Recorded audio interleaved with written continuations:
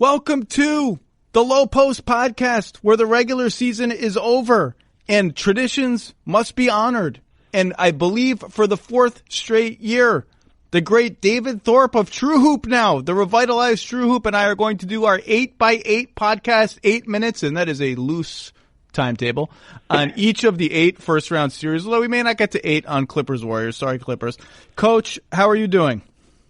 I am great. I appreciate you having me on. And just very quickly, as I once emailed you, as much as I absolutely love listening to your pod every week, minimum once a week, my favorite parts of every one is when you spend a few seconds to talk about your daughter and your family. It always reminds me of what it was like when I had young kids. I don't anymore, as you and I were just talking off air. And so please don't ever stop doing that, because for those of us that are dads of older kids, we like remembering what it was like when they were young and the kids really loved us.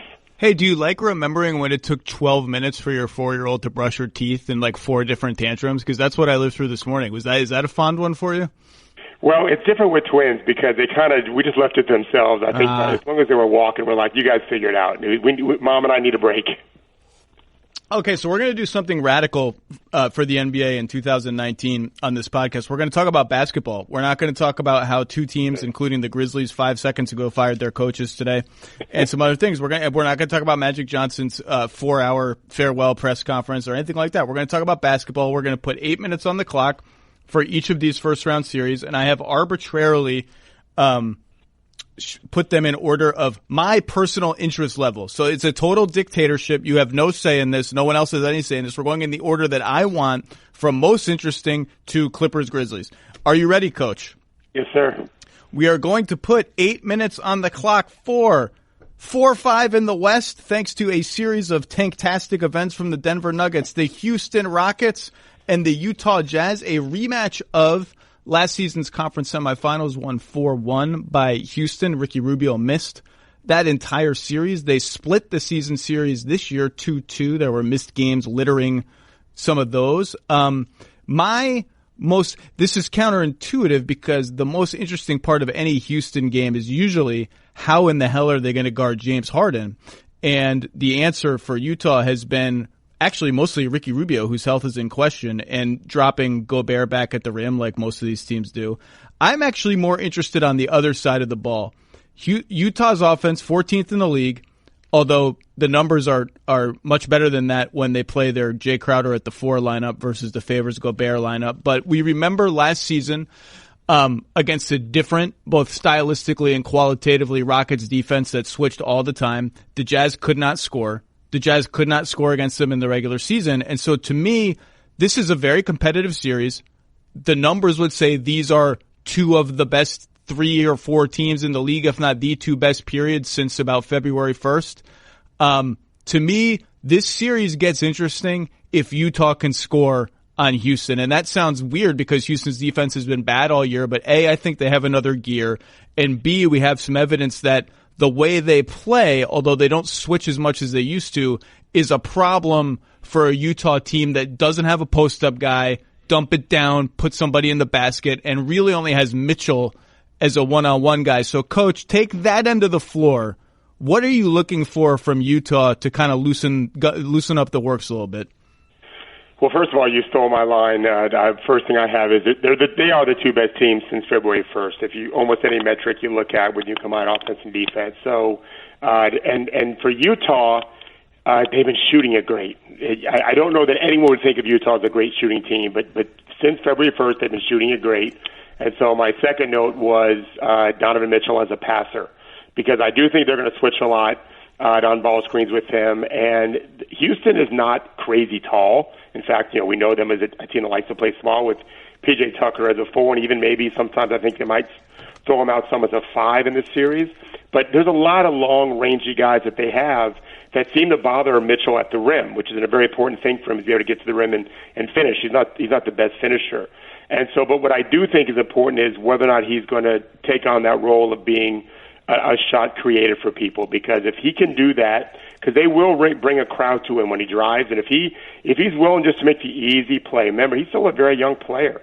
Yeah, he got experience last year, but if he's willing to be that guy, in a sense, what Rubio often does, because he doesn't want to shoot the ball, and they're shooting it the way they're shooting it in the past, that team can ring up some numbers. And then it gets down to, and you've written about this and I've tweeted about this, now you go to the other end because Harden is unguardable and he's going to get any shot he wants. And if he's making those shots, the pressure is on to continue to make them if Utah can hit theirs, which is what it gets down to, kind of a shot-making series, which isn't always the case, but it is in this one, I think.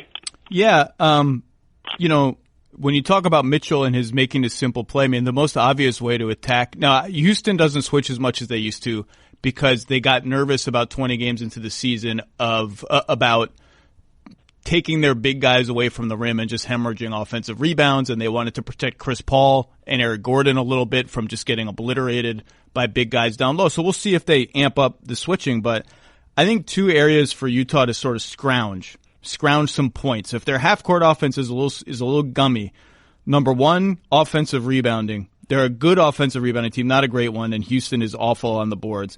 And number two, and this is really out of Utah's wheelhouse, I think they need to run a little bit. I think they need to selectively run. Kind of how, like when Cleveland beat the Warriors, everyone's like Cleveland, it would be suicidal for them to run. It's not their style and they're playing the Warriors. I kind of think with the way, like when James Harden misses at the rim, there are four guys below the foul line.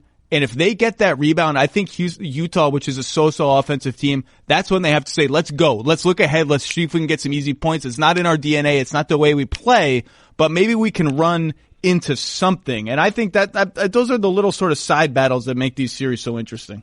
Well, and something else to watch for, too, is if you and I both agree that there really is nothing you can do with Harden. Phoenix recently tried to double him early off the dribble and off the pass, and it was laughable. I think they hit 27 threes or whatever in the game. You can't double that guy. Plus, he also can score 1-on-2. But what you can do is put him in a lot of pin-down actions and handoff actions, especially pin-down with Mitchell. When he's guarding Mitchell, they can run Mitchell off the ball and then pin him down. And then Harden just wants to stay on his guy. He doesn't want to pop out. And so on the switch, he's just going to stay with his guy. If it's on the inside, he doesn't want to show in the perimeter and have to guard someone, 25 feet from the basket, considering how much work he has to do on offense. So if they can try to get Harden involved defensively, which is not rocket science, teams have done that in the past, but especially off the ball as much as on the ball, there's a chance, and again, it's just a chance that he's not going to do what he's supposed to do. Teammates might get frustrated. D'Antoni might get a little miffed, especially if guys like Mitchell and Rubio, whomever, are scoring off at Crowder. You might just piss him off a little bit. You need to try to do something, because if you don't do anything to get into James Harden on one end of the floor, then the offensive end is going to kill you, because I just don't think there's anything to do with him there.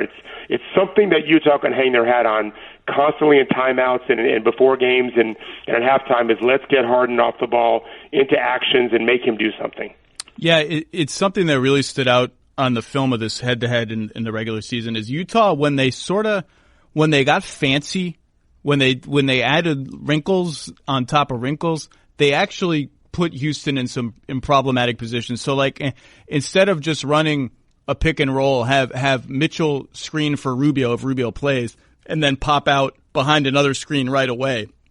They actually ran some split action where somebody would post up and then they would do what the Warriors do. Everyone just sort of runs together and comes apart. That stuff gave Houston and particularly Harden some issues. On the other end of the floor, it's like we know what they're going to do. They're going to climb on top of James Harden's left shoulder and try to force him towards Gobert at the rim.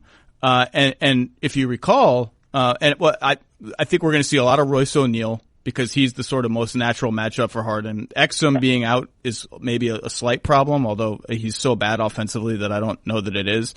And if you recall, last year they were actually all right against Harden. It was Chris Paul that killed them. And I think Gobert this year has looked a little more spry coming out as far as he needs to come out to at least not make that a 15-foot layup for Chris. And so those are sort of and there are little wrinkles you can look for. Like whenever Korver's on the court, they're going to have Korver's man come screen for Harden and this and that. But I just think, if they can make, like Chris Paul just sliced them up last year, and if they can make that a little harder. But on the flip side, Harden is so much better against that kind of defense, having seen it so many times. He has a real floater now that's a real weapon for him. If he gets ahead of steam, like I love when Nene sets a pick for him at like half court, and he can just be like, Gobert, you're now 30 feet away from me. I am coming at you. and that's a problem. It's such an interesting chess match. Yeah, well, I'm glad you mentioned the thing. I call it just the early high screen for Harden when he gets that when he gets that momentum going. He's impossible anyway, but that's really hard when the high screen, whoever it is. The Austin Rivers, if it's going to be a competitive series, and you and I both, I think, feel like it's going to be 6 or 7 games, or it certainly could be, well, then little things really matter more. I'm not quite there yet, but I'll allow it. I think it's going to be competitive. Obviously, how Harden finishes games will be huge because I think the game's going to be close, and he's just better than everyone, in my opinion. But Austin Rivers, as a non-shooter, can be a problem. But if when they take Harden out of the game, I don't know that Utah's got many guys that can stay in front of him one-on-one and let him be the facilitator. He's obviously not Harden. But you can't put him in really when Harden is in the game because now his guy is an easy helper. So how he does things, and I want to see how PJ does at the 5 if they try that some. Gobert's improved enough as a roller dunker now where he might be able to overwhelm PJ, where in years past maybe he couldn't because he wasn't strong enough. But those are things that we can't just assume James is going to get 40 every game. He might, and then it's an academic. But if he doesn't, the other guys, some of you using guys have to do well. I believe we are out of. I shouldn't have sneered at the idea of a 6 or 7 game series. I actually think Utah. I think this should be a decently competitive series. The Rubio thing worries me a little bit. Yeah, you're right. And I just think it's a matchup. It's a difficult matchup, and it's a shame that Denver's scheme to engineer this actually worked. Although it took a crazy series of events to make it work. But I will end up probably picking Houston to win this series. Okay, our time is now up on this series. All right, Coach, we are going to put 8 minutes on the clock for my number 2 most interesting first-round series. Staying out west, the Portland Trail Blazers, the improbable 3rd seed, at least improbable considering how their season ended last year, against the Oklahoma City Thunder, a matchup that I don't think Portland wanted when they decided to rest their whole team on the last day of the regular season. But they got, and this was a 4-0 sweep for the Thunder in the regular season, although one of the games went to overtime, another was a 2-point game. This was a close-ish sweep. Paul George averaged 38 points per game against Portland in those 4 games and absolutely lit them up from 3. Steven Adams was just destroying people with screens, and PG was walking in to easy threes, and when he wasn't doing that, he was going right at Yusuf Nurkic, and that is where I want to start. Yeah. Which is, in your opinion, is the downgrade from Nurkic to Kanter in this series against Oklahoma City's blitzing, pressuring defense, is it more painful for Portland on their offensive end or on defense? Oh, my God. That's a great question. Oh, I would almost call it a tie. Kanter is a very, very bad defensive player. It should be a little bit mitigated offensively because they don't have to factor him in as much. Nurkic was becoming actually a good offensive player as a passer and as a terrific screener and passer, and so Kanter is neither of those things. Although he can be a decent screener if he wants to be. I would probably lean more defensively because you can't really hide him because Oklahoma City won't let them hide him. And on the flip side, I would say, and you've said this on your podcast before, OKC without Paul George is just whatever you call him, a trash fire. It's a trash. It's a something of it is a some sort of collection of trash. I don't know what whether it's on fire or not. I don't know. Well, sometimes it's on fire. And that really, to me, is the most interesting part of the series is I think we know Oklahoma City is significantly better, especially the way they played the last 2 weeks, which they needed it because they were kind of dying. If they can survive when he's out and just almost tread water, they're going to be fine. But how do they do that? And so one thing I think they can do is get him out early. When Schroeder comes in for him, that lineup is very, very good for OKC. So if they can get George out early and then come back in with some reserves, then they'll probably end up being fine. But I sometimes question how both Donovan and Scotty Brooks back before him used to do the rotations. If they sit him out for a while and when Portland brings some of their starters back in and George is still out, that can be a problem for me. And then we'll see what Portland does. I think they've got to totally change up how they defend, more zone, just let their shooters shoot threes. they've got to play as severe underdogs and not think they can just match up 5-on-5 all the time and without Nurkic. Yeah, there's a lot of little poetic things in this series. It's the can't play Cantor revenge series from when Billy Donovan was caught saying that on television 2 seasons ago. It's two coaches who I think are under pressure to win this series, given what has happened in the playoffs the last couple of years. And it is a year removed from a trapping, blitzing defense completely reducing Damian Lillard to a quaking, nervous turnover machine. And he is going to face that kind of defense again. That's how the Thunder play. Even Steven Adams will come out and hit you in the face 30 feet from the rim.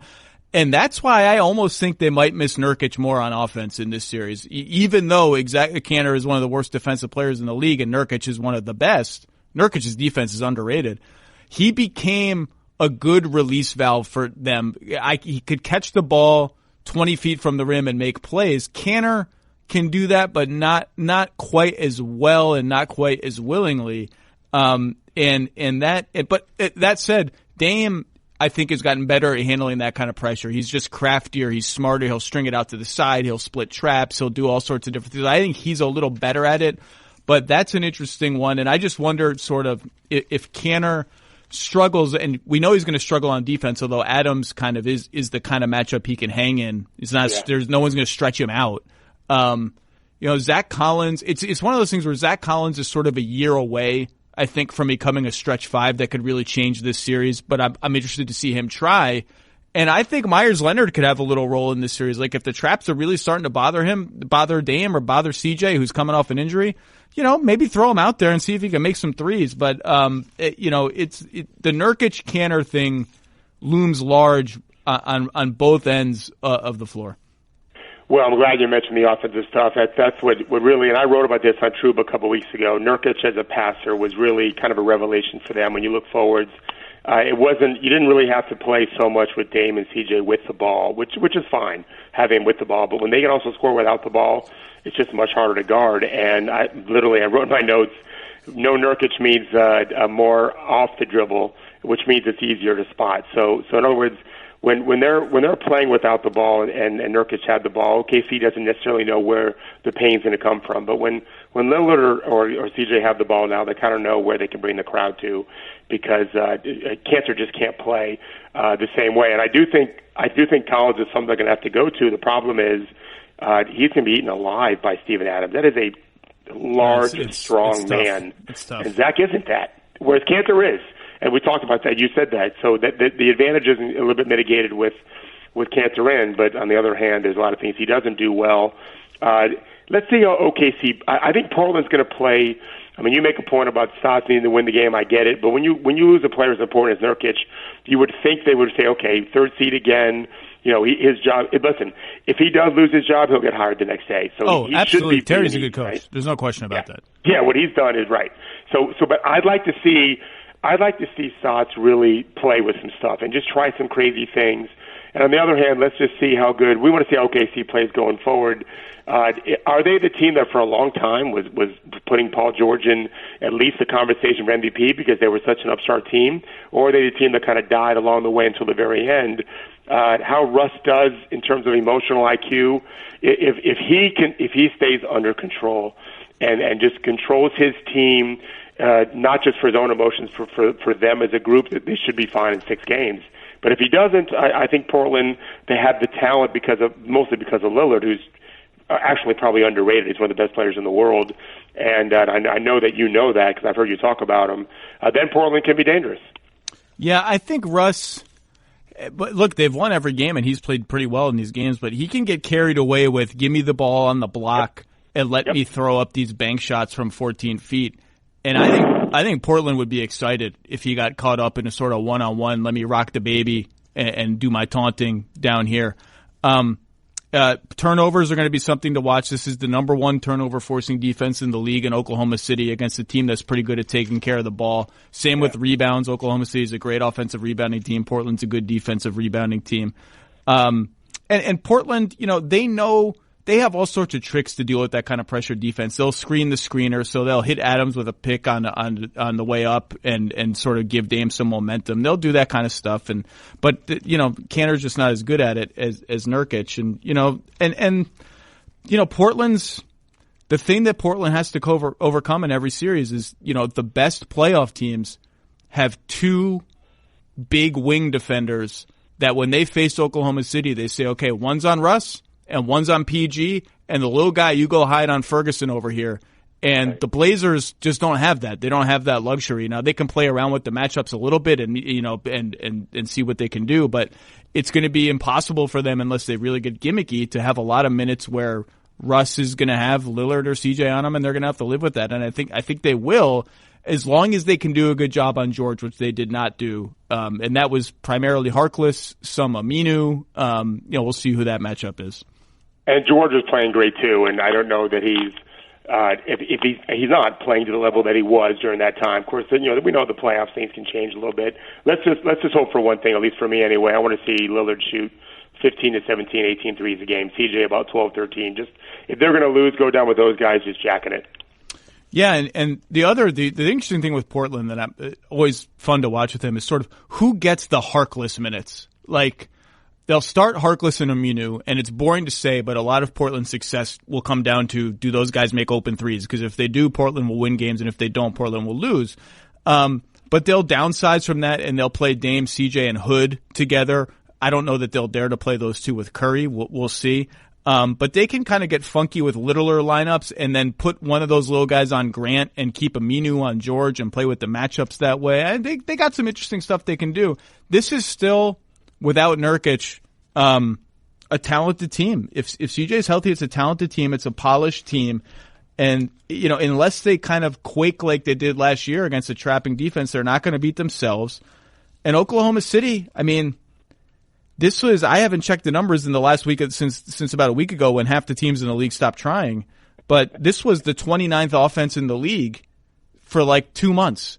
So I don't know that we can look at their success against Portland in the regular season where they just obliterated them on offense and say, well, there's this sort of endemic problem here and Oklahoma City's going to keep scoring at that route. At that rate. I don't know. It's going to be interesting to see, but this one is, I haven't thought enough about this one to pick yet. I'm leaning towards the Thunder just because of the Nurkic thing, but I'm very interested to see how Portland comes out because this is a team that from day one and even like day -80, like after they lost that series to New Orleans, the way they have responded and the pride that they have and the sort of cultural stability they have has really impressed me.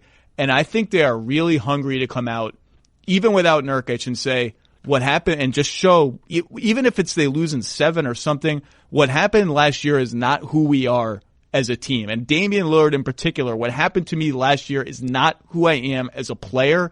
And I'm just interested to see, like you said, you want to see Terry Stotts sort of get crazy and do stuff. I'm just interested to see their mentality. I'm just interested to see how they come out. And I think they're going to come out mentally pretty tough.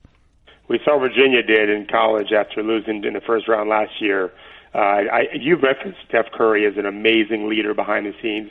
Damian might even rank higher. If anyone ranks higher in the league at culture building, as also an elite superstar, Damian is that guy. So, yeah, I think it's going to be, like I said, I think it's going to be a 6 or 7 game series because of Lowe's leadership. He's also maybe the smartest point guard we have in the game right now. He's not just super talented.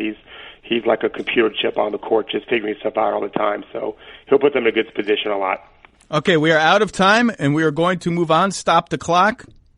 All right, let's put 8 minutes on the clock for my arbitrarily selected third most interesting first-round playoff series, another Western Conference series. The Denver Nuggets, the 2 seed, against the San Antonio Spurs, the 7th seed. And the primary reason I'm interested in this is the rampant skepticism that Denver is not real, is going to be vulnerable in this series. No matter who they would play, I think that there would have been sort of a perception of Denver as a paper tiger. I don't agree with that. I think they should win this series. I think this is a very good matchup for them. But it's the first time. It's the first time for most of these players. It's the first time for Nikola Jokic as the focus of a postseason defense game plan.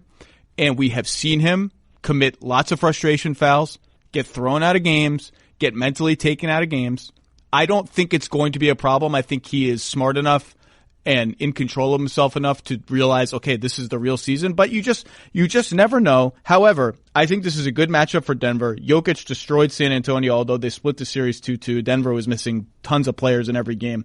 Let me start here, Coach. They played 4 times. Jakob Poeltl started 2, I believe the last 2, and they started small with LaMarcus at center in the first 2. This one is one you could kind of go either way for me. The Poeltl-Aldridge 4-5 combo was very bad in the regular season overall. It was like minus 10 points per 100 possessions or minus 8 points for 100 possessions overall. It was good against Denver in a limited sample size. You can see the appeal of it for Pop here because Denver with Millsap, well, Denver is essentially a big team all the time. They'll maybe dabble here and there with Torrey Craig at the 4, but it's been Jokic, Millsap, Plumlee taking 90 of the 96 big man minutes for a while now. So you think, okay, we can play what should be our best defensive lineup against that team. However, Poeltl, who I like, makes Jokic's life pretty easy, I think, defensively. And LaMarcus at the 5 is a different kind of challenge for him, and Rudy Gay at the 4 is a different kind of challenge for any team, and you have your offensive firepower that way. What do you think the Spurs will do or should do approaching Denver in this series? I think they should do a bit of a hybrid of what they did in the Ray Allen Miami Heat series, where Ray Allen hit that big 3 in Game 6, where they kind of didn't guard anybody for about 5 games. And I'm not even sure they guarded them in 6 and 7, but LeBron started shooting a lot of threes. In fact, I think it took 10 or 11 in Game 7. You cannot guard Jokic on the perimeter. First of all, I believe he's made 3 of his last 25, so you probably shouldn't guard him out there until he starts making more. But he destroys you. He's almost like Steve Nash that way, except he can't shoot the way Nash could. The team sometimes used to play Nash to shoot because he didn't want to shoot. Jokic just dissects defenses with his passing. And then when Poeltl makes a mistake, I just think he lacks some discipline. He's inexperienced or not thinking fast enough. There were times I saw on tape where he was closing out Jokic and just leaving the passing lane that he would just use to throw it to a guy for a lob or a backdoor, bounce pass for a bucket or a dunk. This is interesting what you're saying to me because you were the first one years and years ago to say teams need to guard Rondo instead of sitting 15 feet away from him because that way he can see everything and has clear angles. But you think the opposite for Jokic? You think they should sit 15 feet off of him and just dare him to shoot? Absolutely right. That's what you've got to do. And so actually the way to do it is what I call a slow contest. So if he was a brilliant shooter, you would have to do a hot contest. You'd have to race out, hands up, butt down. Not butt that far down because he's probably not too much of a threat of a drive. Although he's more mobile than you think. He's such a brilliant, crafty player, really a genius. I imagine Sabonis probably like this, the father, when he was this age. Just such a brilliant basketball player. But you got a slow contest. So you initially, on the catch, you've got to play the pass. And then once your teammate has defended the cutter and with your help, then you start going out there. You can't just not guard him at all because he will dissect you at some point. That's super important right there that they do that because he's going to get his points no matter what on the glass, just off the dribble and, of course, in the low post. But if you let him also rack up 9, 10, 11 assists, which they did not do, they did a pretty good job during the season, but they didn't really focus on this. And Poeltl especially was, I thought, guilty of making some mental mistakes. But if they do that, I think they can slow Denver's offense down, which has not been playing well for a while. And I know you said that you thought they should handle the series. I'm not so sure. And I know you're not predicting a definite win. Neither am I. I don't know what's going to happen. I think it's going to be very competitive because Denver's not been playing well lately, and the Spurs have. And I also think that Derek White, who I've never seen miss a shot, I know he misses plenty, but I just never see it. What he does defensively can bother Jamal Murray a good amount, and Denver needs Murray to play well, I think, because of what I think the Spurs are going to do with Jokic. Yeah, the Murray, Harris, Barton group has not sort of clicked together really at all this season, and Harris and Barton have missed a ton of time. That's the primary reason, but the 3 of them are so active, cutting and moving without the ball, and I just don't trust anyone on the Spurs defense other than Derek White of their perimeter defenders to hang with that. And that's one thing that worries me for San Antonio. Another thing that worries me for San Antonio is Denver is 30th in the amount of corner threes they give up, i.e. the most, and like 25th in the amount of shots at the rim they give up. The Spurs are 30th in percentage of shots at the rim and 29th in percentage of their shots that are corner threes. So Denver has these very clear defensive weak spots. Now, whether they're weak spots is somewhat of a semantic argument. I mean, the way they play, the aggressive style they play, if you can pass around their rotations and stuff, I think you can pass yourself into those kind of good looks from those spots. Denver would argue that they are giving up pressured corner threes and pressured shots at the rim. Whatever the case may be, a really good offensive team is going to hurt them in those spots. And the Spurs just are not designed to take shots from there. Now, maybe they will emphasize that, knowing these numbers as they surely do. But I think that's another thing that kind of bodes well for Denver. And I just, even when they put LaMarcus at the 5, I just don't see anything that stresses me out about defensively for Denver. I don't see anything where I'm like, ooh, that's going to be the DeRozan Aldridge pick and roll. Like they're just going to eat Jokic for lunch. Like I think Jokic can hang fine, no matter how the Spurs play. And on the other end, he averaged 17, 9, and 9 on 70% shooting and just ate them alive in the post. They scored 1.3 points per possession on when Jokic posted up. The Spurs they're similar teams in that they both play slowly. They're not going to overwhelm you athletically. And I think that kind of just feels like a good series for Denver to me. Well, I agree with every point you made. I would only add one thing, though. The Spurs are an elite shooting team, especially lately. The Nuggets are going to give up something. They don't want to give up threes, but you're not going to be able to just take away San Antonio's very, very good mid-range game, especially short mid-range. And because by doing so, it means they're going to have to occupy Jokic that much more inside. And they just got to be careful with him. He's too valuable offensively he can't play like Rudy Gobert on defense. First of all, he can't physically do that, but to ask him to do too much is a mistake as well, because he basically their point guard on offense, more or less. And so I think San Antonio is a great shooting team. I think I like how you put it. I would just argue that any team that shoots it as well as the Spurs are capable of shooting it, they make any offense look better. It's kind of like a secret. I don't think the NBA necessarily talks about it now. That's why it's a secret. Is great shooting mitigates every problem you have, and they are capable of really shooting it well. On the other hand, I think that what you talked about is Jokic inside, and I think that's what the Spurs are going to say. Like again, I compared him to Steve Nash.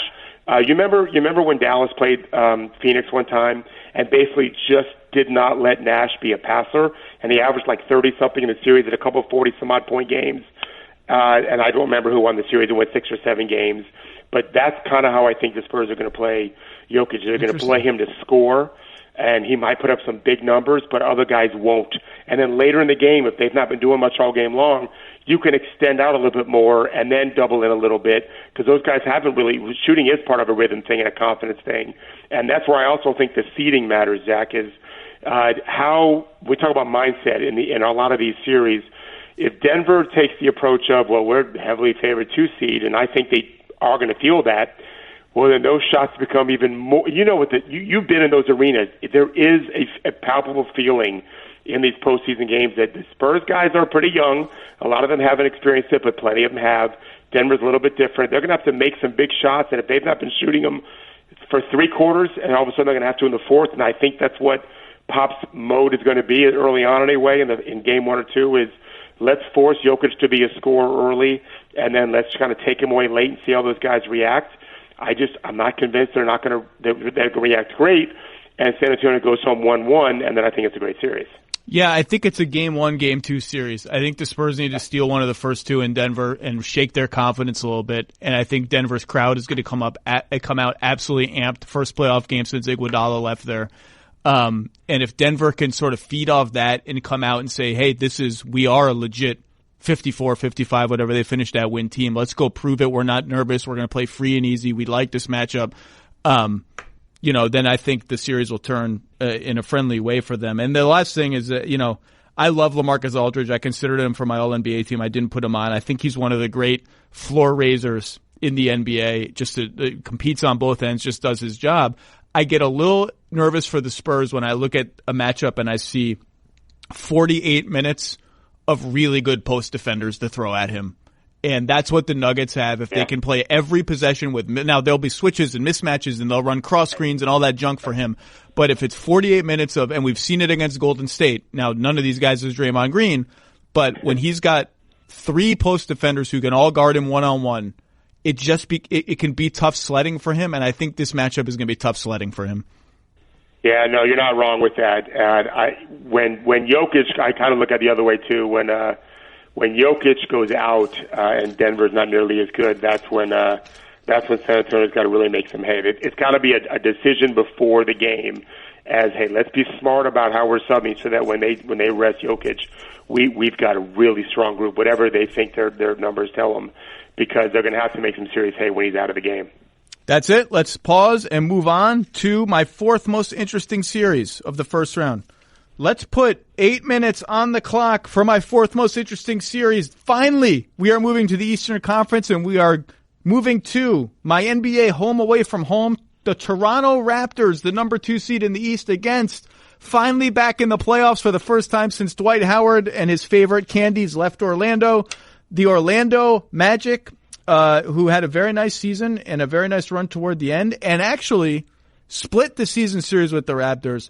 Blew out Toronto twice, outscored them substantially over the 4 games that they played. Now, Kyle Lowry missed one of the losses and Kawhi Leonard missed another of the losses. So let's just look past that.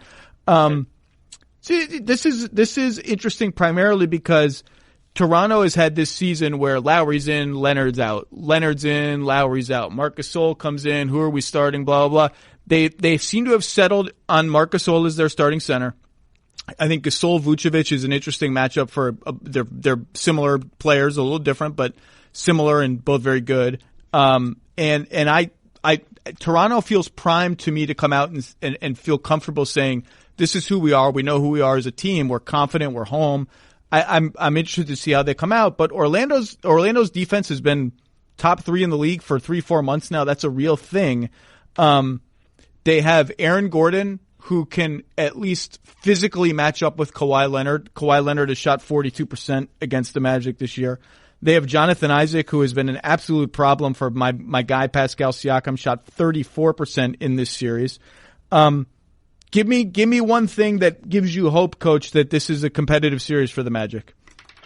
Oh, well, you already said it. Their half-court defense is terrific, and they're really the coach deserves a lot of credit. They're playing terrific basketball in terms of getting, as Papa used to always say, good to great, right? Get a good shot, work for a great shot, play away from the crowd. What I'm looking at in the series in terms of where I think Toronto can really build that margin are 2 things. How Kawhi does, we don't know. Aaron Gordon is this crazy athlete with size, but if Kawhi gets going, he's Kawhi Leonard and shouldn't be all that tired. He missed a lot of games this year. Toronto, I love the term you like to use when you call people sneaky, whatever. I don't know how sneaky Toronto's transition game is, but they don't play at a super fast pace, more or less average. But they really push when they can, and I think in this particular matchup, when you watch them play on tape, they're looking to fly, which they should, because you don't want to face Orlando's defense in the half court every possession. You want to push early and maybe get some cross matches because of a transition or just great shots. And Toronto's athletic, but so is Orlando. In fact, Orlando's probably more athletic. So if the Raptors can really get moving early, Gasol is a rebounder, outlet passer, is terrific, one of the better in the league at it. They've got those guys to race to the rim and race to the corner threes. Orlando doesn't go to the glass anyway, but they don't always get back great. They're young. And if Toronto can do that in the full court, they'll be good enough in the half court probably to at least always have an advantage. And then we'll see, you mentioned Jonathan Isaac shooting. That is I tweeted this, obviously, my favorite matchup of the whole postseason is Siakam versus Isaac because they're such similar players. And I think that I really think Isaac has a chance to be MIP next year. He's really kind of coming on. But they're going to make him shoot it, Zach. When they kind of choose how they want to defend Orlando, that's going to be a choice I think they make early on, is he's got to be the guy to make the 3. And I don't know that he will. He's not a great shooter. He's okay. He's certainly capable of it. If he struggles early on, that'll be much harder for Orlando to get going. And like all these teams, they got to try to win one of these two games early on. He finished at 32%, but his stroke got a little better to me as the season went on. And you hit one of my big issues on the head, nailed it. I'll read you some stats. Toronto, they're league average in pace, but when they're rolling, when they're getting stops, and Kyle Lowry's on the floor and Siakam's on the floor, they are looking to run every time off a miss. And here's a stat for you. Points plus per possession. This has been my buddy Ben Falk at Cleaning the Glass, which is essentially how many more points you add on a transition play versus a typical half-court play, and just straight up points per play in transition. That's a different category. Toronto is number one in both. So when they run, they are incredibly effective and like lethal efficient. Orlando is number two in both of those categories in transition defense, which is a hallmark of all Steve Clifford teams. They get back on defense, they make you earn it. That is a very interesting battle within a battle. And also there's going to be cross matches all over the floor, because in most of the matchups, Kawhi has guarded Isaac, but Gordon is guarding Kawhi on the other end of the floor. So they're going to be trying to find the right people if they care. So that's an interesting one. And I just think the center matchup, Gasol and Vucevic, Vucevic is going to have to hit open threes. Orlando loves that action where Fournier comes for a handoff from Vucevic on the left side of the floor, and there's no other player on that side, so it's an empty side action, and two defenders go with Fournier, and he throws it back to Vucevic. Now, Gasol is smart. He knows how to play the angles, not quite as fast as he used to be. Vuce and Fournier are going to have to make hay in those situations. And I've talked to coaches around the league who have been scouting the Magic, because nobody knew what the freaking matchups were going to be until the last day of the season. That Fournier-Vucevic two-man game on the left side, people fear it. It's a real thing. Coaches fear it, and Ibaka is almost better equipped than Gasol to handle it. But the starting lineups are what they are. Orlando's got some things they can turn to, is my only point. Oh, no question. Yeah, I like how you put it. They're a real thing with that action, the two-man action. But they're a real team. Like if you were betting futures, they're a team you would put some money on. They've got a future if they decide what they do with Vooch and keep him and all of that. And to me, Vooch is obviously the key. He's their best player. How they defend him, Toronto, it can be a great shooting team. They have lots of guys that can shoot well and have shot well.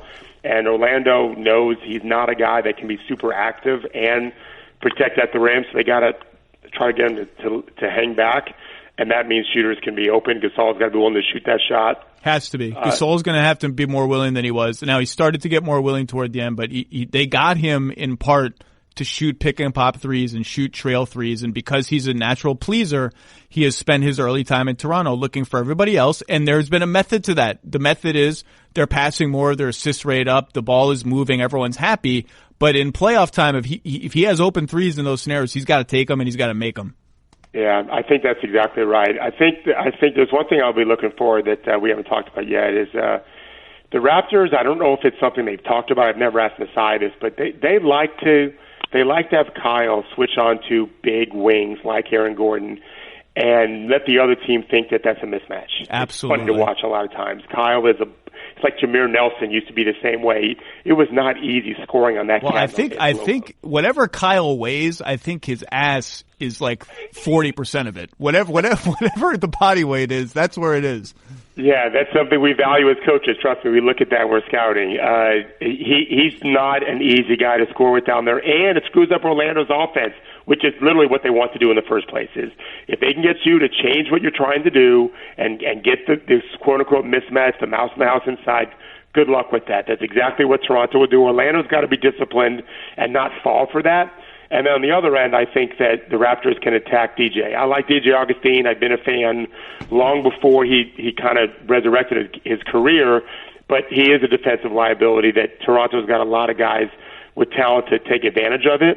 But I still think it comes down to, besides the shooting thing, which it always comes down to, is how successful can Toronto be in that transition game? Because if they are, Orlando's in a lot of trouble. If they're not, there's a lot more pressure on those shooters because the Magic will guard their stuff really well. And then it gets down to the X factor, which is always, people talk about X factors being like favorite players of mine like Jeremy Grant. I know you love Jeremy too. But really, it's the superstars. I witnessed in college one time Grant Hill carry a Duke team that was outmatched in the Final Four because he's Grant Hill. And Kawhi Leonard is Kawhi freaking Leonard. If he does his nuclear routine, Toronto's significantly better. And if he doesn't, I think it's a great series. Yeah, the two points you just made that are in my notes. Toronto's going to switch 1-4 a lot on defense. They're equipped to do it. They like to do it. They don't care if Aaron Gordon posts up Kyle Lowry. That to me makes Vucevic even more important because that's where they won't switch. And Augustine, defensively, you will see the Magic hide him on Danny Green and put Fournier on Lowry so that they can switch any Lowry-Kawhi two-man game with Fournier and Gordon.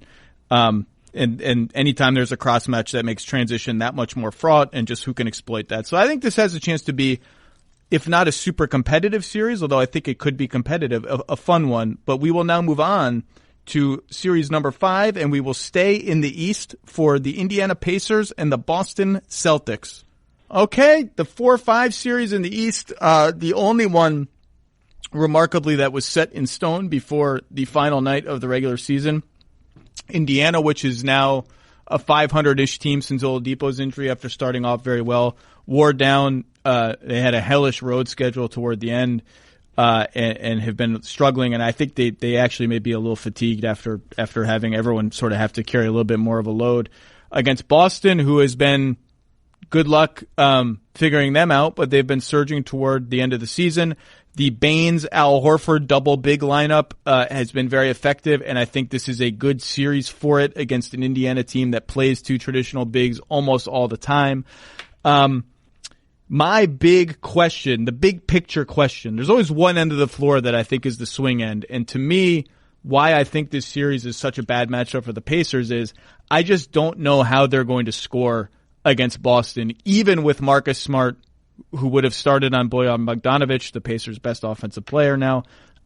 Even with him out with the oblique thing, I just don't know how Indiana will score. And one of the reasons is they get a lot of points off of turnovers. Their offense, if you break it down by how a possession starts, is actually way below average after a defensive rebound and after a made basket, and very, very good after a turnover. And Boston had the third lowest turnover rate in the league and has a very good half-court defense. So, Coach, talk me into it. How are the Pacers going to score enough points to compete here? Oh, I don't think I'll be able to talk you into that unless Boston doesn't play their A game, and I do think that's possible regarding Marcus Smart. Before I get to Boston, Indiana should really feature Sabonis. I'm going to write about that a little bit for Truth tomorrow. He's terrific and underrated, and I think you value him a lot. I know Indiana does. I think he can score in a lot of different ways for Indiana against Boston, against pretty much anyone they have. But they've got to do it. They've got to feature him. And if they don't find a matchup that can work for them, it doesn't have to be the player. It has to be the action and the player.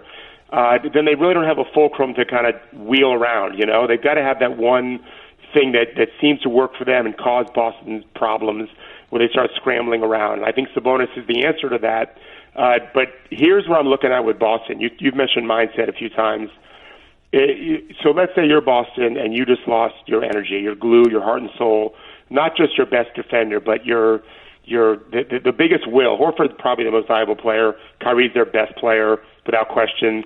Smart has, and you know this very well being up there, he's just got something that really factors in, and not having him for 2 series, which is what they're saying now, and they know better than we do, I don't know how much they believe they can get through the next 2 rounds.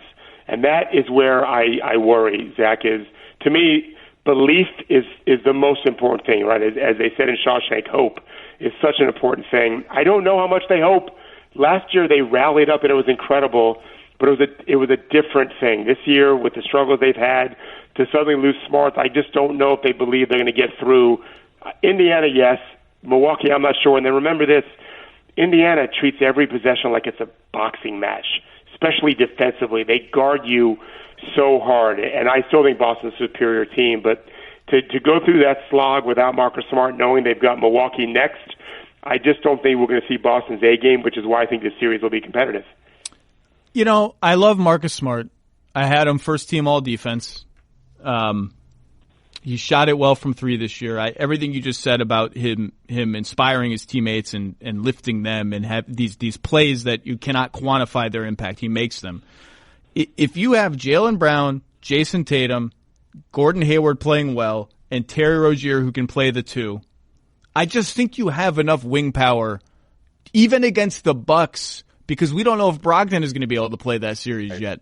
So I'm not sort of buying Marcus Smart as like a catastrophic loss, because I think you can plug Jaylen Brown into the starting lineup. He'll defend Bogdanovic fine. I love Bogdanovic. Went to his restaurant in Croatia. Big fan. He was on my list of like maybe he deserves some consideration for all NBA third team forward, but not really. Good player. He is not like if you're game planning a team and you're like, well, okay, we're going to spend the bulk of this for talking about Bojan Bogdanovic. That team is not a good offensive team. I don't think, their size and physicality, Thad Young and Miles Turner and Sabonis, like Horford and Baines, Sabonis will have some stray possessions where he finds Marcus Morris on him and stuff, but I just don't see a lot of sort of easily exploitable things for them on offense. And on the other end, Boston's not a great offensive team, but Darren Collison's defense worries me in this series against Kyrie. And if Kyrie gets rolling and they start throwing the ball around, getting everyone touches and everyone starts to feel it, things can get ugly. So I think they need good point guard defense from Darren Collison. They will get it from Corey Joseph, but he's been in a hellacious shooting slump for a long time now. They will need him to make shots. And Boston scored in winning 3 out of 4. 118 points per 100 possessions. Now, if you look at their shot quality, they outshot their expected points. Right. But they're a good team, but it's going to come down to the other end for me. And it sounds like I'm more pessimistic than you that the Pacers could really make this a series. But we'll see. Well, it's just, how do we know with what Boston we're going to see? On paper, I agree with you, and I definitely agree with you on guarding Marcus Smart. Again, on paper, it's the mindset that worries me. Boston has a lineup of Kyrie and Hayward and Tatum, Marcus Morris, and Horford that is like a death lineup in terms of numbers. They just haven't played it very much. It was like plus 41 per 100 possessions, and not that many possessions, maybe 100 possessions total. So it's like one game. So it doesn't have value yet, but it's intriguing.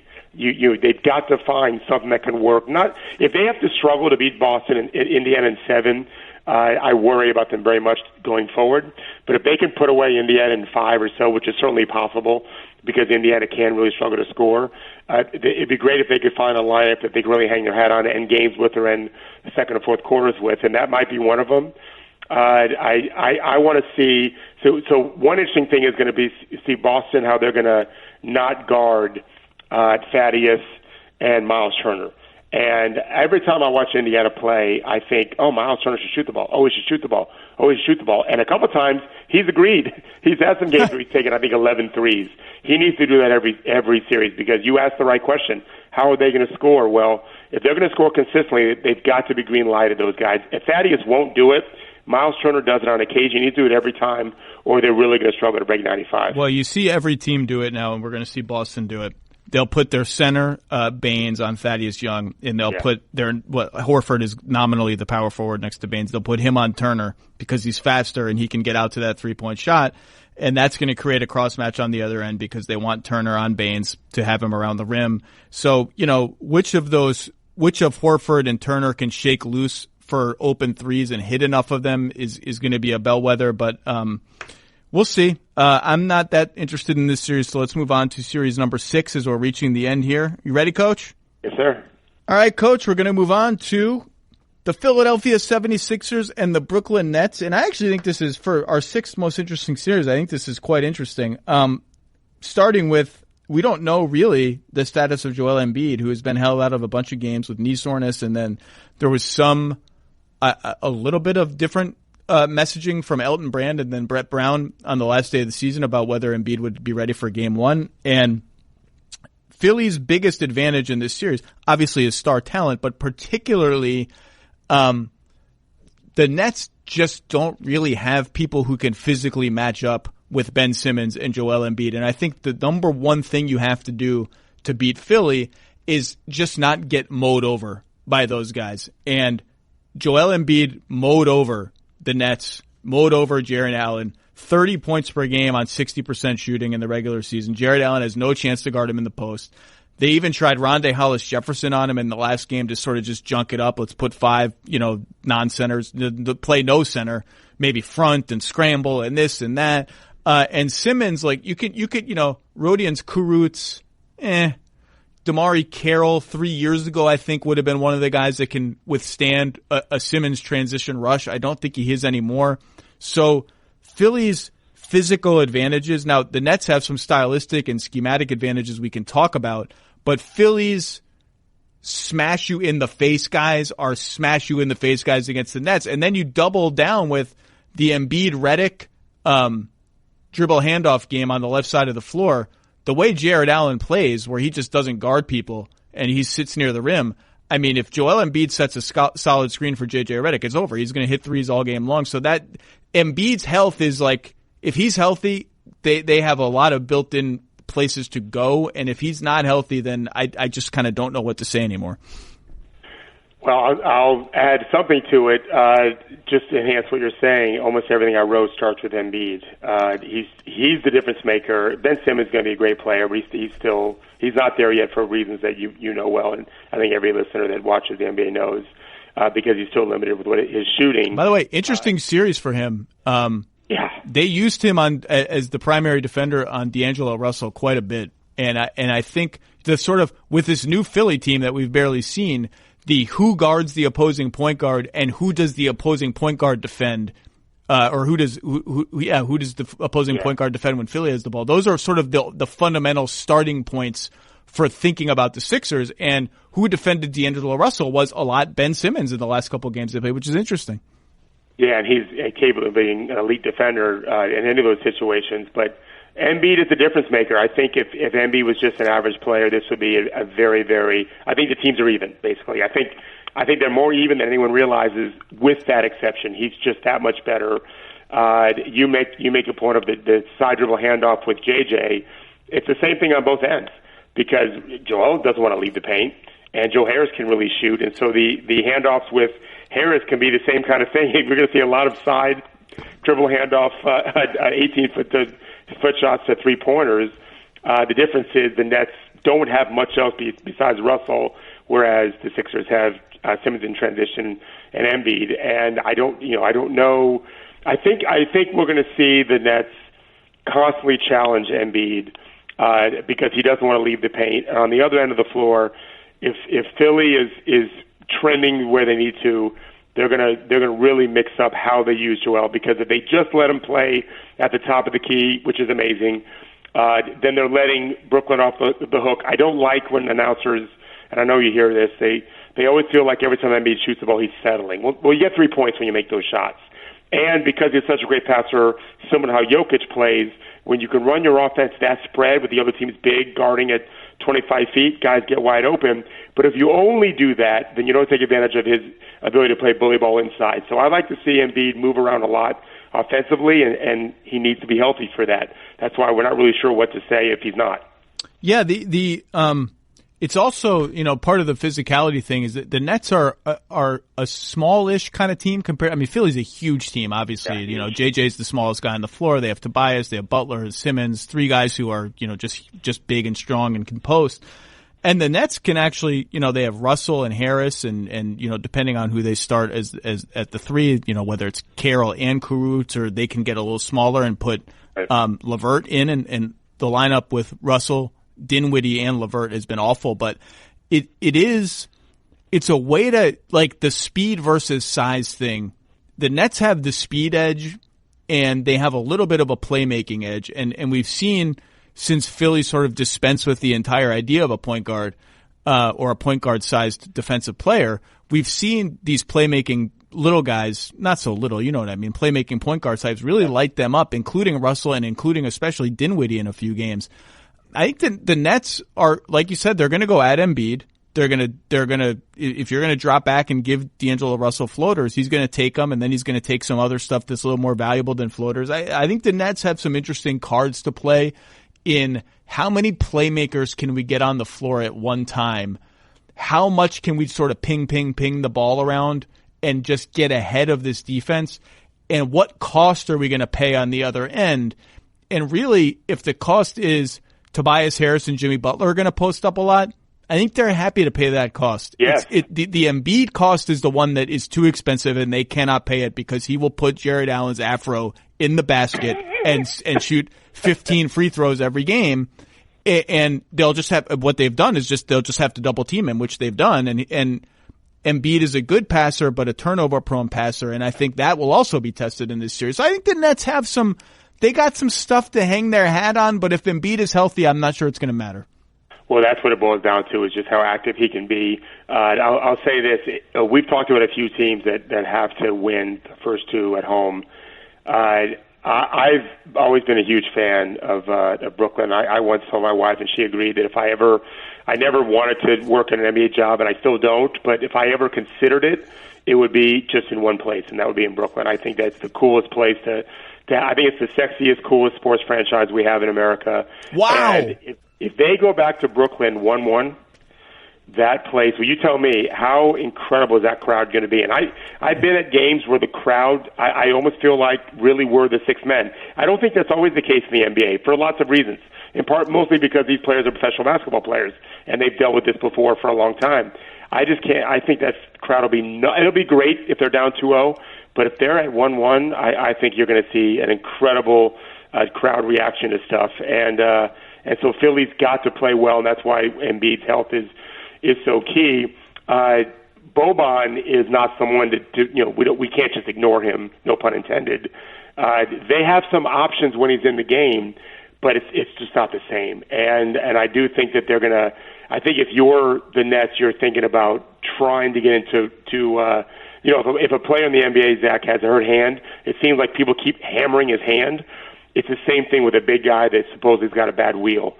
You've got to make a move. So they're going to attack him all the time and see if he's not sore to begin with, see if they can't get him sore. But if he's able to just be 95% or so, how you put it is right. They're not going to be able to score enough going after him to make up for what he can do in terms of his production and efficiency on the other end. I hate to break it to you, Coach, but the best Brooklyn crowds so far have been like for Dwayne Wade's last game. We haven't seen, but it's new. I do think there is going to be a lot of Philly fans at the game, so there'll be that effect as well. A lot of Sixers fans, but it's hard to talk about this series without knowing Joel's health. But one last interesting contrast in styles: the Nets, to my point about playmaking point guards, they are number 4 in the league in most picks, most on-ball picks, most pick and rolls basically, versus the team that does not set any on-ball picks, the 30th best team, the 30th not best but most frequent team. So it's a little contrast in styles, but we're going to leave that. And we are going to go on to our next series, and we have quite intentionally, in my personal interest rankings, left the 1 versus 8 series for last. So let's stay in the East and do Milwaukee versus the limping Detroit Pistons. Well, the Detroit Pistons, they rallied against Memphis at home and then beat the Knicks, who I didn't even look at the box score to bother looking at who the Knicks played in the season finale, but they have not exactly been playing their best heading into this 1-8 series. And obviously Blake Griffin's knee is not right because they've held him out of games that were important. Milwaukee swept this series 4-0, outscored Detroit by 20 points per 100 possessions. I just don't see any reason why this should be even remotely competitive. The Pistons do not have this sort of shooting center unless we see not a lot, like Thon Maker somehow play 20 minutes at center, which won't happen with Andre Drummond. They don't have the kind of stretch center that can punish Brook Lopez for hanging out in the paint. They don't have anyone. Blake Griffin is their best and really only matchup against Giannis. Ironically, Stanley Johnson would have been a good physical matchup for Giannis and is someone that they have guarded him with. They don't have any wings that can touch him defensively. It's not even close. I'm having a hard time, Coach. I'm really having a hard time. Can you give me something? Can you give me something? No. So is Detroit. No. So if you're Detroit, well, first of all, let's just say this. You always want to say something nice about a playoff team. Going into the season, I called them on some show I did. I thought they were a dark horse team. I did not think they'd just be an 8 seed. They actually disappointed me. I thought they'd be better than that. I thought Dwayne would do a great job of kind of rallying the guys up. They're short of talent still, and Reggie Jackson has played better until recently anyway, but had a bad start. Yeah, they've had a nice season. I don't mean to pick on them. They've had a nice season. Yeah. This is just a really, really terrible matchup for every team, but for particularly Detroit. Right. Well, there's no question about it. I love Andre Drummond. The problem is this. Blake Griffin, for them to be competitive in a series, and I think they could be competitive in some of these series, but Blake has to have some kind of significant advantage against the guy guarding him, and he doesn't. Like, he's not good against Giannis. That is just a nightmare for Detroit. And I'm sure, at least I would hope, Detroit right now is spending time trying to come up with some things that they can do to get Blake going. Let's assume he's healthy. If he's not, it doesn't even matter anyway. I'm not sure it matters if he is healthy. Giannis just eats him up alive. He's just too long and athletic and strong, which is something Blake likes to bully people. He can't bully Giannis too much. He can't bully him, and Giannis is fast enough to get out on his pick and pop three, which has become a weapon for him. His step back three, whatever three, he can get out to it. Giannis has really hurt him actually as a cutter. If you watch the film, he's really caught Blake kind of ball watching and cut in for dunks along the baseline. It's just, look, saying Giannis is a bad matchup. Giannis is a bad matchup for the world, but he's like doubly bad against this team. And everything Andre Drummond does, score at the rim, best offensive rebounder in the league. Detroit's a great offensive rebounding team. I just don't see how that's going to work against Milwaukee, which I think was 1 or 2 in defensive rebounding, and Brook Lopez is huge. And whatever matchup advantages Detroit usually brings to the table with those two big guys are just vaporized here. They don't matter, and in part because one of their big guys actually plays a lot like a guard because Blake just bullies you from the perimeter. The other thing is, I was just going to say, it'd be different if you had maybe your best player being a point guard. At least that match will be different.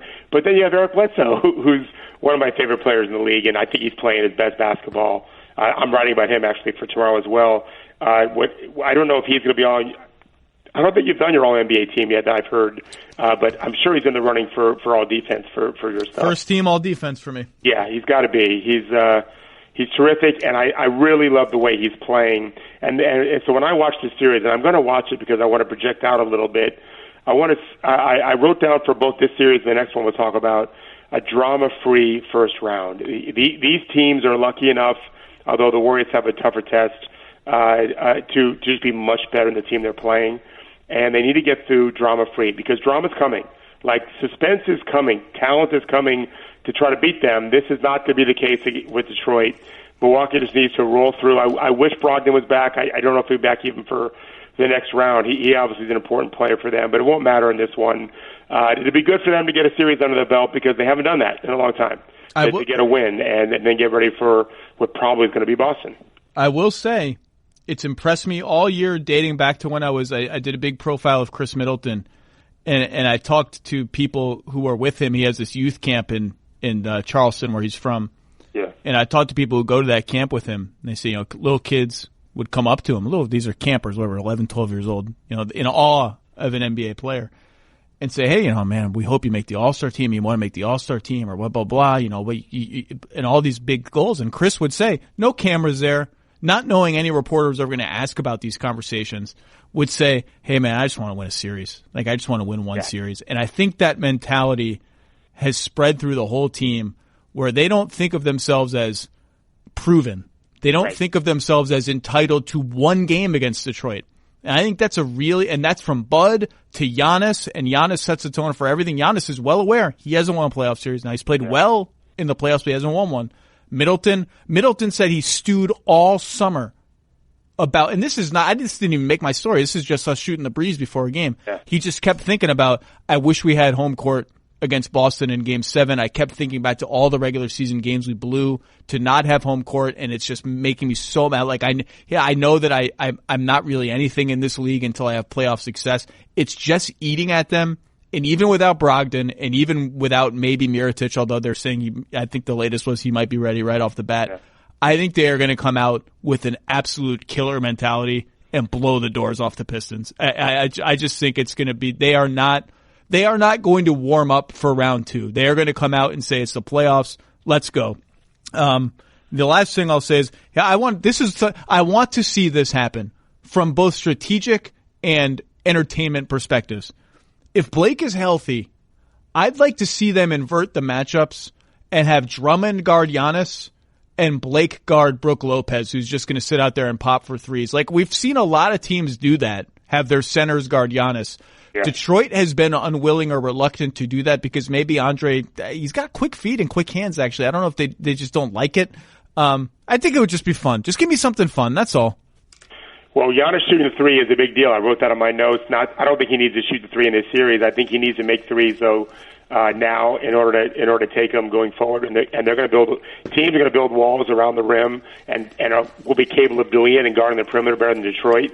I realize they have Drummond, but he's not the best shot blocker either. He's good. He's a good rim protector. He's not Rudy Gobert. Giannis is going to have to make some threes if they want to even win the East.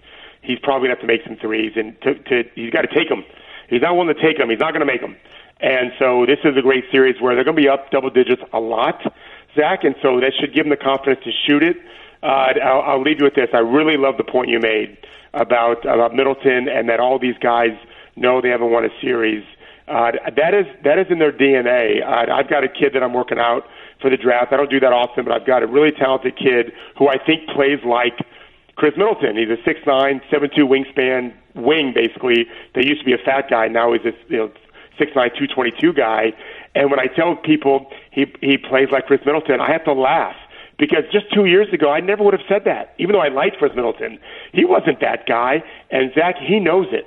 Like, Middleton is aware. Giannis was the number 15 pick. Like, these guys know. Brook Lopez was almost a joke in some places. He shouldn't have been. But they know it's in their DNA that they have been overlooked in their careers individually, not just collectively. And so I think what you said is exactly right. I think they're coming in and they're thinking about practice only and then game one only. And then hopefully they'll continue to stay humble and get through it fast because they don't yet value the importance of rest between series. But they do value the fact that they've been slighted for a long time in their careers, and I think they're ready to rain fire from above. Yeah, I think it's going to be ugly for the Pistons, but you know what can one do? But by the way, don't you have a new email training service that's going to be debuting on TrueHoop, correct? Speaking of, you just jogged my memory because you're working out this guy for the draft. Isn't there something something that you're doing? The kid for the draft, Robert Franks, is just a talented kid. I used to do a lot of draft stuff. I try to see my kids a little bit more, but now that they're pretty much going to college, I have the time to work out kids, and some agents send players to me. But the draft, the training stuff, yeah, we're doing. Thank you for asking. If you go to the ProTrainingCenter.com or even just go to me on Twitter, and I'll direct you at the Pro Training Center on Instagram. We're offering basically 5 workouts a week for anyone in the world. I've got players I train all over the world. As long as they can speak and read English, we're basically sending them workouts to do every day with video, so you'll know exactly what to do, and then we're letting you send video to us of you doing those drills so we can evaluate you, kind of what I've been doing for pros since Udonis was a rookie, as when I started my pro business with NBA guys 16 years ago as of last night. So, so we're launching that May 1st. If you want to get better at basketball and want to get in better shape, we're going to help you do that. Maybe I should do that, Coach. You make me a player. Make me bet more than a chucker. Might teach me some grit so I can go and get a rebound. At least you'll be in better shape. We've got some guys that are doing it now that used to play, and they just don't. They think playing 5-on-5 gets them in shape. It's mostly a bunch of jogging when you're past 25. Our stuff's a little more intense. The pace is good, and we found our players who train with us lose weight fast. Even the great athletes do. We have one series left. Yeah. I am not embarrassed to say that I took no notes on this series because I just ran out of time because there was only one. Normally there's like 3 I can get done on Tuesday or Wednesday. This was not the case this year. Clippers, Warriors. The Clippers have been wonderful story, wonderful season, tough as all hell. The bench unit with Lowe and Montrez has been an absolute delight. Well coached. Gallinari revived his career. It's been wonderful to see.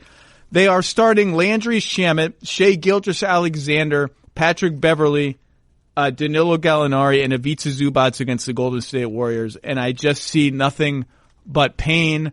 I see 3 little people one of whom is going to have to guard Kevin Durant a lot. Now you can obviously have Gallinari guard Kevin Durant and have one of the other guys guard Draymond Green. We will see some of that. I don't think it matters. I just can't see any scenario other than Stephen Curry's ankle injury is extremely serious, and Draymond Green and Kevin Durant get into a fight in the middle of the game, and Klay Thompson's dog has some issues. Maybe the dog has an allergic reaction to something. Rocco, I would never wish anything like that on Rocco. I just don't see any way that this is even remotely entertaining. Well, be entertaining, not competitive. That is what you meant. These games will be competitive going into middle of the third quarter. I mean, these are. I hope so. That'd be great. I'll sign up for that. I'll stop this podcast right now. I'll sign up for that. End of discussion. Yeah, I think they will, especially early on. I think that these games through a half or so, at least 2 of the 4 games will be mildly competitive going to the middle, late third. I still think there might be at least one game that's competitive in the fourth. Golden State had found their rhythm again. They had played really well when DeMarcus first was in the starting lineup, and then after the All-Star break, they quit. They just stopped playing.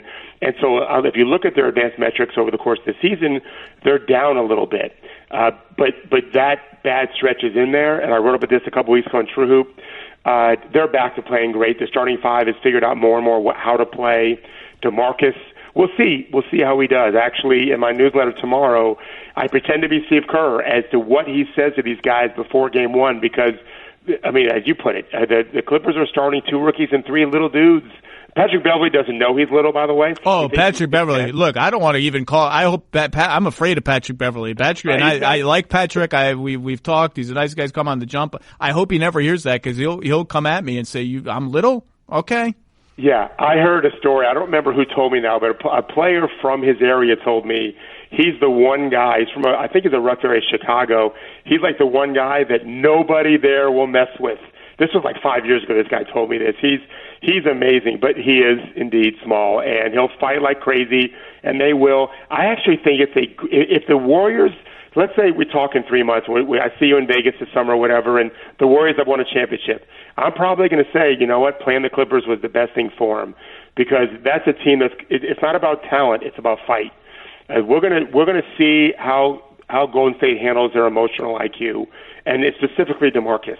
I think DeMarcus needs to handle himself like a true role player. I think he's capable of doing that, and he's better than a role player. But if he just lets his stars control things and does his job, no one gets any technicals. They try to get through this in 4 games, maybe 5, but probably 4.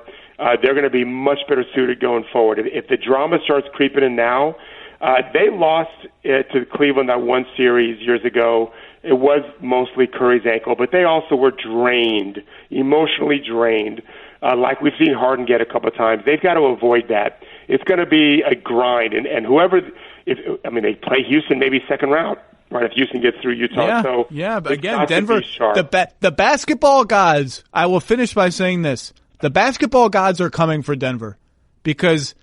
I'm sort of like 3/4 joking. I don't blame Denver for seeing an opportunity to manipulate the schedule, manipulate the results, and manipulate the seeding, and it all came together for them. The basketball gods have smiled on them. Somewhere there is going to be a price to pay because the basketball gods cannot allow this to go unchecked, and I don't know what it's going to be. I don't know if I just don't know what it's going to be. I don't know, but the basketball gods are coming for them. And by the way. Just as many people have said, it's just nonsense that they're able to do this. We should just let the top 2 seeds or whatever pick their first round opponents or pick their opponents all the way through or something like that, because the fact that the last 10 days of the NBA season turns into the analytics department of every team game theorying out, okay, if we lose this game to that team and that team loses that game to that team and then we win that game and that team's going to sit all their guys because they're not going to care and Mario Hezonja is going to play point guard for that team because the last 10 days of the season are a joke. We can get the second seed. It's just these games are unwatchable but the basketball gods are coming somewhere. They exist and they're coming, and they're different than the lottery gods, by the way. The lottery gods are a different set of gods. So they're coming for Denver. Okay, so that's it, Coach. I don't want to talk about Warriors Clippers anymore. This is always a pleasure. I will make my predictions on the big ESPN page where you see all of our little faces or all of our names or whatever logo teams we picked. So my picks will be coming, but everybody likes this podcast when you come on, Coach, and you make us all smarter. And it's good to hear your voice. Good to talk to you. I appreciate the opportunity, Zach. Enjoy the postseason. I'm sure we'll be in touch. The Lowe Post is presented by Goodyear. Discover the possibilities. Goodyear, more driven.